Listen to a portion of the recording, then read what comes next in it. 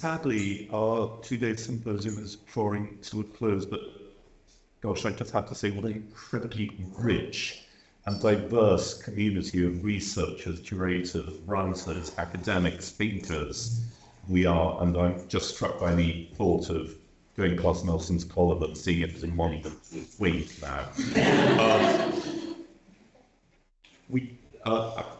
It's my pleasure to introduce our final quartet of speakers today. Our first two speakers, Barbara Centrone and Dani Martiri, are going to be talking to us about a project that Dani founded, looking at the queering of the eternal city, the queering of Rome. I'll hand over to you. Thank you.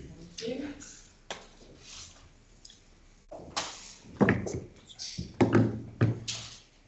So, hi everyone, I am Barbara Centrone. I'm presenting with Dani Martiri, who's online. And can you hear me? Okay. Yes. I can hear you. Hi, I'm Dani Martiri. I'm an investigator and heritage professional, and I use they, them pronouns. For the benefit of those in the room, I'm a white, non-binary, neurodivergent person, and I have long brown hair, and I'm wearing a multicolored shirt. Not that you can see it, but...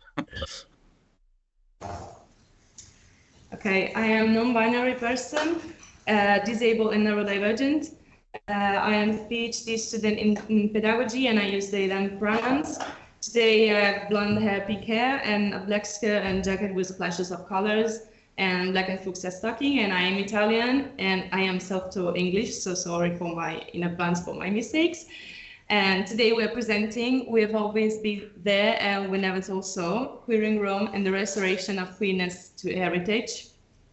Dani and I, comparing our experiences as non-binary people who only became aware of their gender identity in adulthood, have often discussed the issues of identity and representation.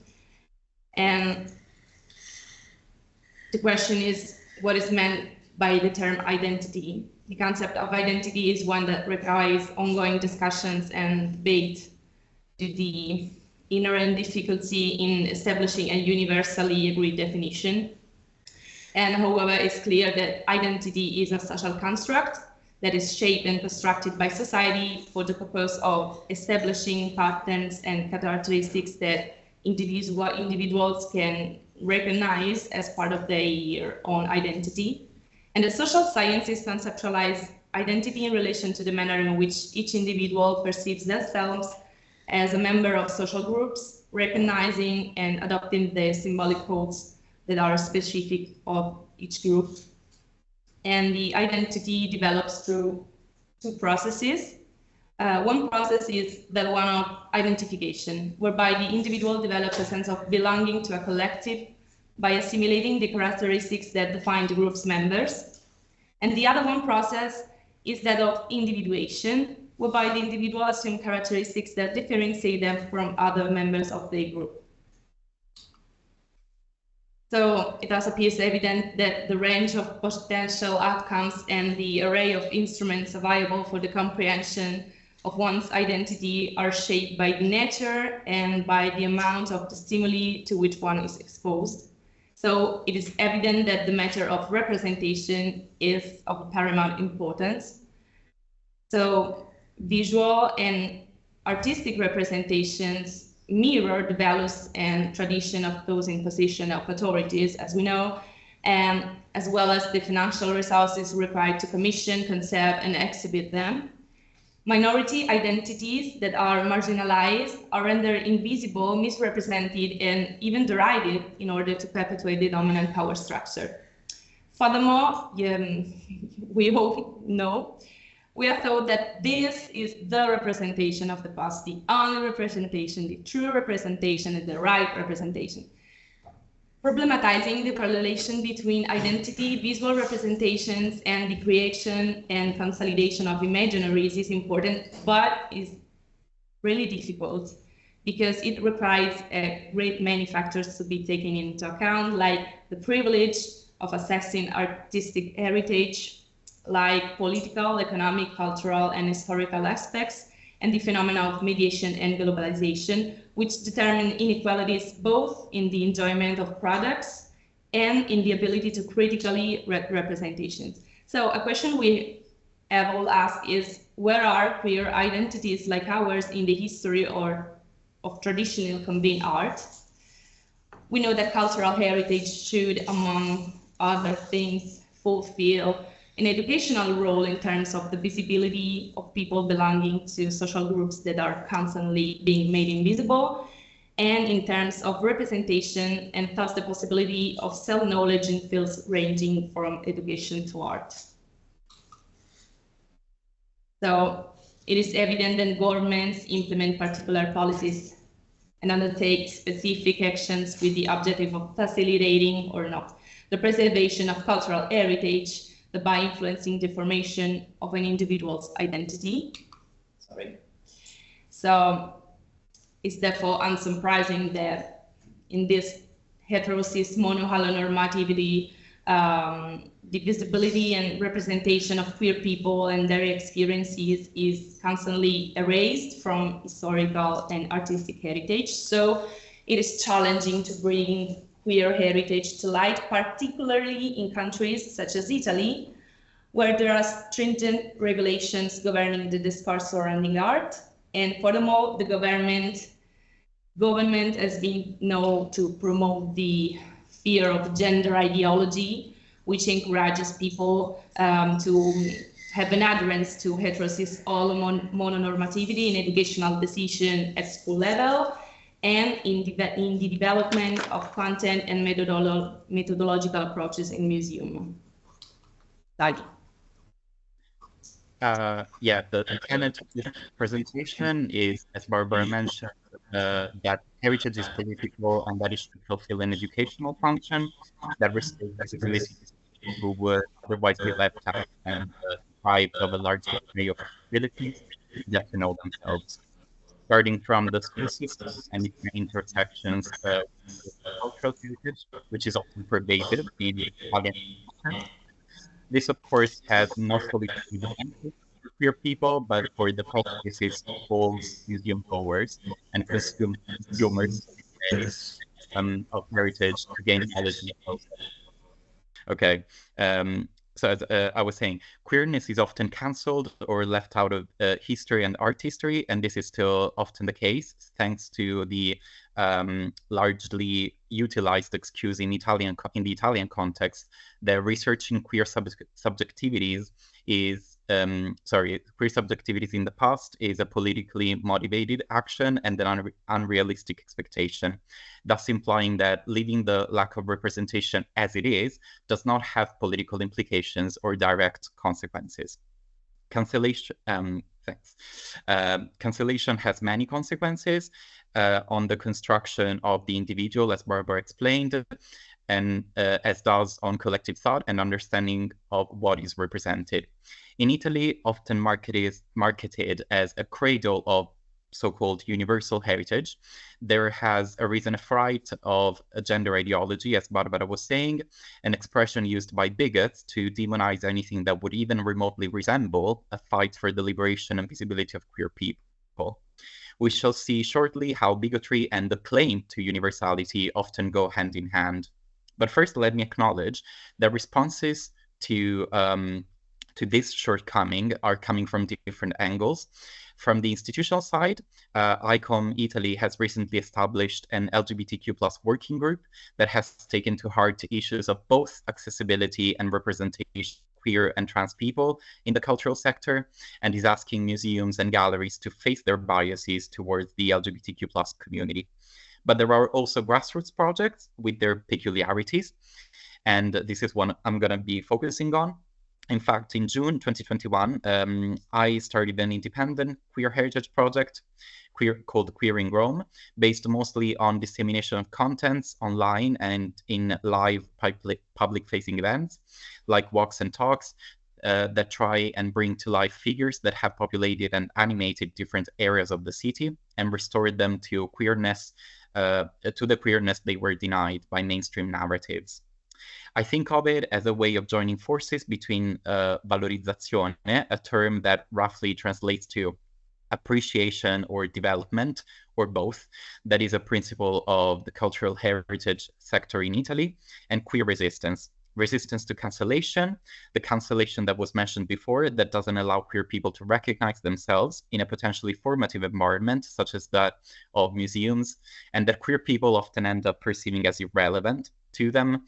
The same cancellation that doesn't allow the deconstruction of stereotypes that haunt us from even the most distant past. Going back to the assumption that Italian heritage, in particular that of Rome, is universal, I would argue that if grassroots projects such as this were born, it is because too often heritage is anything but appealing to all. The claim of universality is usually sponsored by local and government heritage authorities who enact what are effectively gatekeeping processes. The process to become a heritage worker, like an employed art historian at the Ministry of Culture, or become a tour guide, often require highly specialized trainings at the expense of the trainees, thus already preventing queer people who often experience financial insecurity from even accessing institutional positions in the field. But what's worse is that these very trainings are programmed to standardize heritage narratives aimed at providing heritage workers with a set of shared notions and topics that should and can be shared with audiences, making it so that certain topics that have not made their way into traditional academic fields are not touched upon and therefore not communicated throughout the heritage system, unless someone decides to do the work on their own, which, as you might imagine, is not common. You might have understood by now how the claim of universality and the construction of national heritage narratives that exclude queer interpretations and lives go hand in hand. Thank you. What is interesting about the few tours I've done around Rome is that lately non-queer people have started to participate, and oftentimes they won't have all the knowledge required to understand what I'm talking about. This is due to, on the one hand, the poor representation of LGBTQ plus individuals in Italy in general, and also the complete lack of sex education in Italian schools. At this point, even projects like Queer in Rome, which is not an LGBTQ plus association with years and years of activism in the bag, finds itself having to provide some sort of awareness during events that would have had a different focus. This, in my opinion, proves the enormous power that LGBTQ plus awareness-raising initiatives can have if they interact with different sectors and contaminate otherwise freestanding fields of knowledge production, while restoring heritage, in this case specifically, to its political meaning. It is clear that Queer in Rome project is of great significance in Italy, from both an art historical and pedagogical perspective, as well as in terms of social impact, because it effectively combines the promotion of cultural heritage with activism, enabling individuals to identify with figures from a past that has often seemed distant and unfamiliar.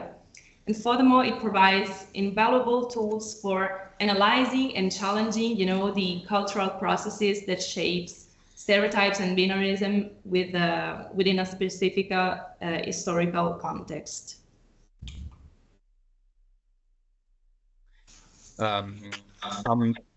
Moving forward, I'd like to illustrate some future developments we're planning, which include collecting more consistent data. Representation matters, as was said before, but this is only a preliminary and very vague set of data that confirms something that was becoming already quite clear. Participants to Queer in Rome activities will be surveyed, and the data will hopefully be of use for a future report and or larger research projects. These activities will hopefully be shared and started in partnership with independent institutions, as they are to some level, to some extent already happening. Hopefully these independent institutions will belong within the education and heritage sector, or both, and hopefully will be performed through freelance work so that the grassroots knowledge built thus far is acknowledged fully. Otherwise, it often gets kind of cannibalized by larger institutions. So yes, hopefully both sides, the institutional one and the research and grassroots one, interact, but acknowledge each other for the good that they are both doing. Thank you so much, Barbara and Danny. Now, as a change to your published program, I'm afraid Professor Rebecca Langlands isn't able to join us, but instead I'm very happy to welcome Kate Fisher, who's Professor of Social and Cultural History at Exeter University. And together with Rebecca, Professor Fisher has co-directed the Sex and History Project, which seeks to use historical objects in heritage and museum settings to improve sexual education and well-being. Kate. Thank you.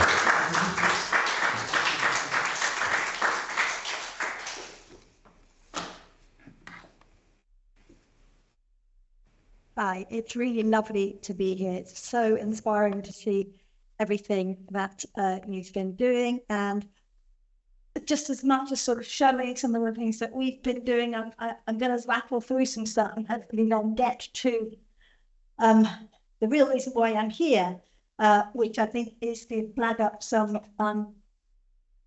issues and questions that I want to help. Okay, so Sex and History has been going a while. So I'm here. I'm not a museum person. I'm a historian. I work with Rebecca, who is my friend and colleague. She's in the classics department. I'm in the history department, and we've been working. So we are basically, researchers and teachers, but we also have a Sex and History on the side. But it moves slowly. Because it's not the only thing we do, and it gets pockets of funding from time to time that allow us to kind of take it forward, but it just sort of bumbles along. But the nice thing about it is that it isn't tied to specific moments and specific funding, and it can just bumble along rather than having a wonderful kind of moment of glory and then disappearing or trying to struggle to have a legacy. We keep it alive. So it's a long-standing project. We run it from the University of Exeter, and we're basically using it as a way of inviting young people predominantly to find out about various interpretations and meanings associated with some sexually themed objects that we pick out, and to develop their own thinking, use it to creatively engage with the issues that the objects appear to raise. We've done loads of stuff as part of this in collaboration with museums, both in the UK and elsewhere. So, for example, one of our early collaborations was the culmination of a series of activities where we took young people into the storerooms of the Science Museum, which were then in Blythe House. We invited them to choose objects, find out more about these objects, and then they produced a whole set of wonderful responses that included a set of objects that they made themselves in response at Truro, or in Plymouth we had some gorgeous films, we had soundscapes, we had all sorts of stuff, and then there was an exhibition at the Ram Museum in Exeter, where we managed to borrow a load of the objects that were originally collected by Henry Wellcome and curate them into a museum. Now, from the start, all of this museum work was developed. Oh no, I'm going to talk about other museums. Am I? Yes.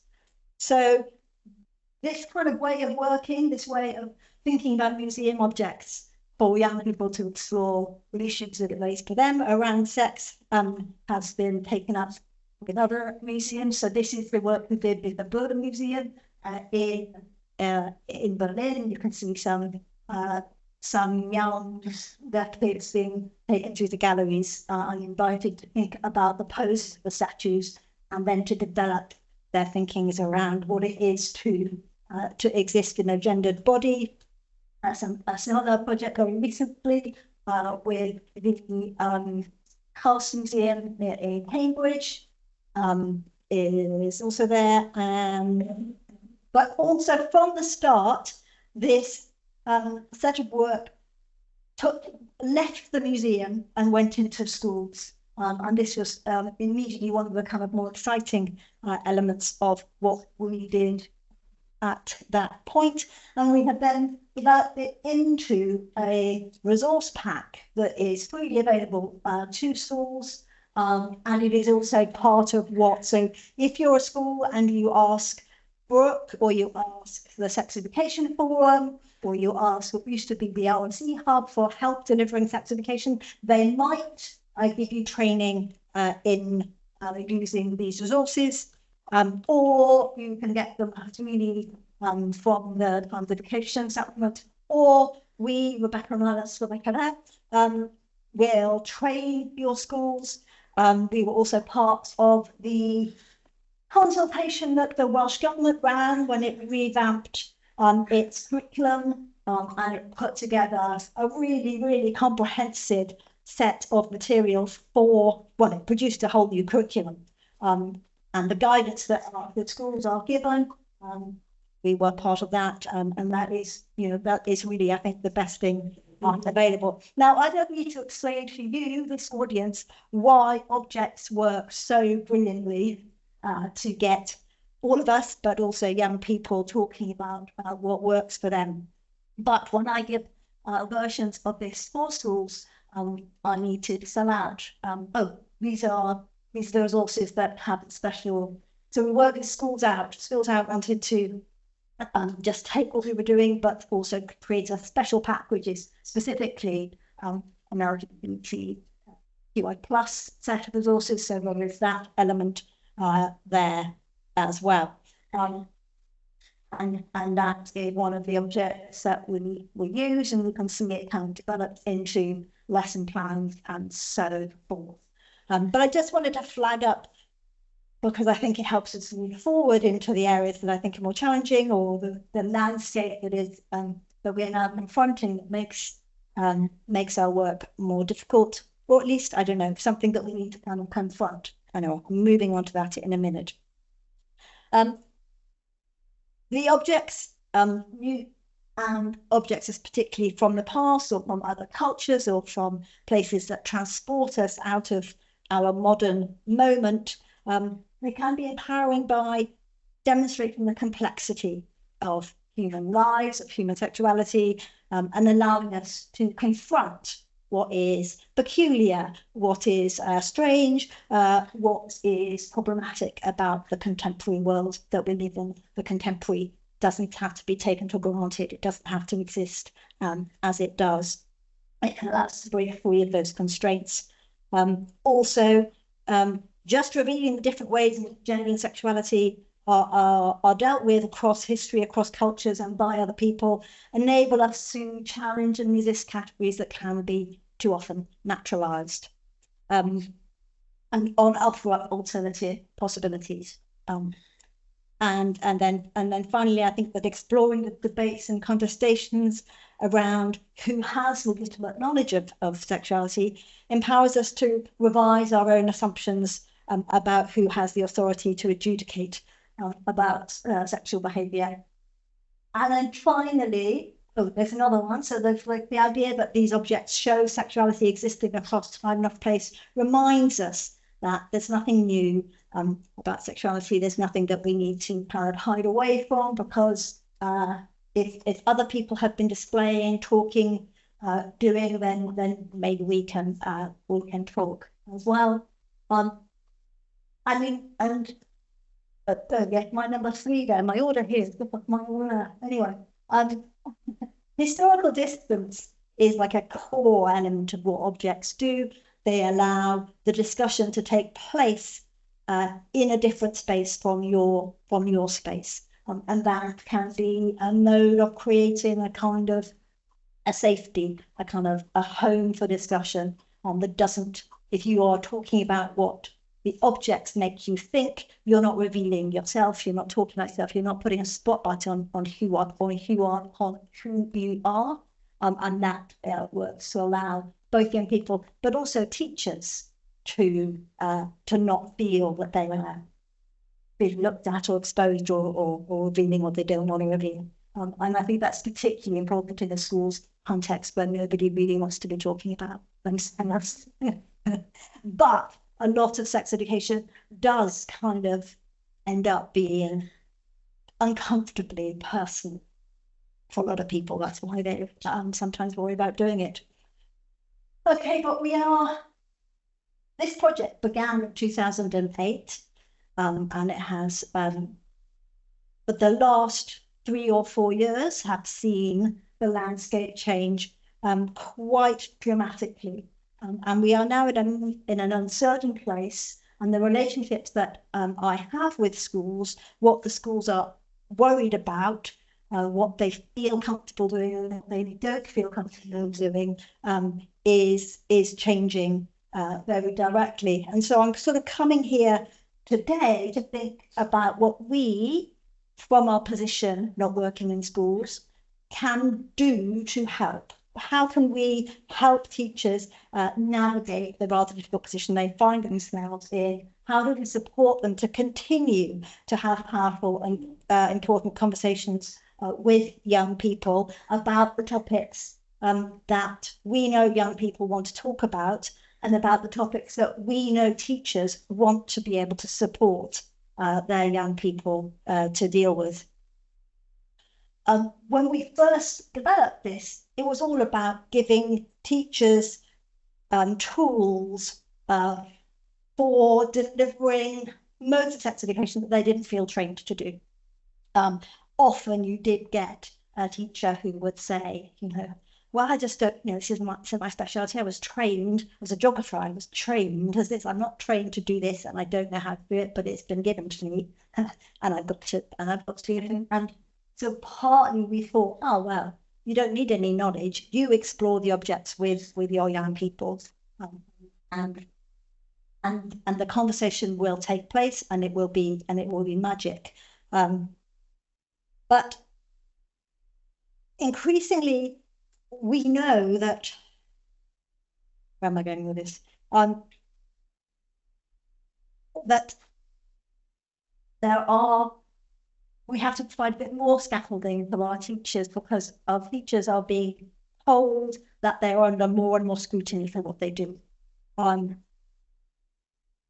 There's a British, so one of the things that I didn't mention earlier, but when I talk about the Birmingham Museum and the Cambridge Museums, the British Museum too have created by themselves, with like they knew what they were doing, and we talked to them a lot about it. They've created a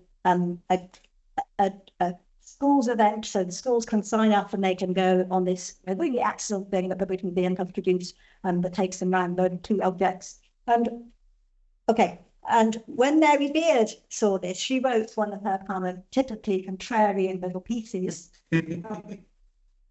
So this was about, here we are, sex education at the museum, and here's the Warren Cup, an object that many of you know. And she says, well, I wonder how effective this is. One done had on dedicated sex classes at the museum. And I wonder how difficult it's going to be to police the government's norms in all this. What, for example, is the line going to be about paedophilia? I can't help thinking that some of these persons might be better treated not so quite so head on, and I'm not entirely certain that the future of museums is in sex education, whatever box it ticks on the list of some government demands for museums' obligations to the community. I'm not too worried about this. In fact, I have some other concerns. It's tapping into an idea, which I think is something that's also rather problematic about the way we often talk about sex education. So for Mary Beard, the danger of this object is it somehow implies that sex education can't look directly at the complexity of sexual relationships, and that to discuss something head on is to validate it. And this is an assumption that we get in much sex education, and I think we don't get it in things like English literature, that sex education is about delivering knowledge. Panics about sex ed are usually framed in these terms, as if we are giving dangerous knowledge to young people, that we are teaching them stuff, that they are going to be inspired, as if if we talk about it, we will be endorsing it.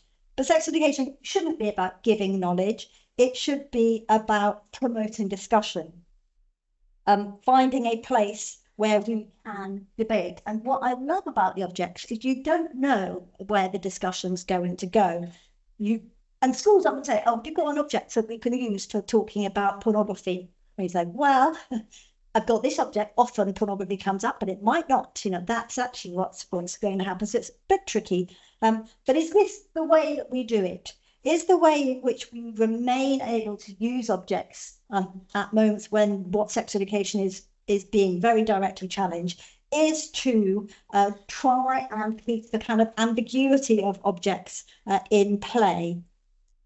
Now, the current landscape is one in which there is at least guidance to schools. It's still only guidance. It hasn't been affirmed, but it might be, and we don't know where we're going next. But we are basically being told that everything we deliver has to be seen by parents. That's fine. But the one that's really troubled by sitting is the one in the middle, which says we are making it clear that the concept of gender identity, the sense of a person may have their own gender, whether male, female, or a number of other categories, is highly contestative and should not be taught. Where do we go with this? How do we help schools if this is the landscape that they work in? What objects can we use that would still enable us to have those important conversations? And this is where I want help. I'm not going to be able to say about this. This is the Adventures in Time and Gender project, which was a project with transgender people where they engaged with some stuff, and they wrote a podcast, and they formed a podcast. You can see the podcast. And then they created a whole set of game cards to explore issues. It is amazing. I want that in schools for everybody. How can we make that happen? What objects are not scary, are not unworkable? This is an object that I've played around with, but I don't think it's particularly helpful. Next with the Chevalier, who we've met already, more promising. The fencing in a dress has some stuff going through it. It's got lovely resonances with sport and gender, but I still have some anxieties about this. These kinds of objects perhaps have some mileage because they are ambiguous enough to go in lots of directions. They're initiation masks. They are worn as part of initiation ceremonies, from the transition from boy to man, but each mask can be one of three genders, and you wear different points to explore different aspects. And I'm going to stop. This is a jade as an object of a king wearing a skirt. It was originally thought to be not a king, we now know that it isn't, so that we have got cultures that are clearly playing with gender. Maybe these are the objects that we can use that are not going to be problematic, but we can bring them to the classroom and have those conversations that we need. Or this Athena that Freud had on his vest. And well, that's the end.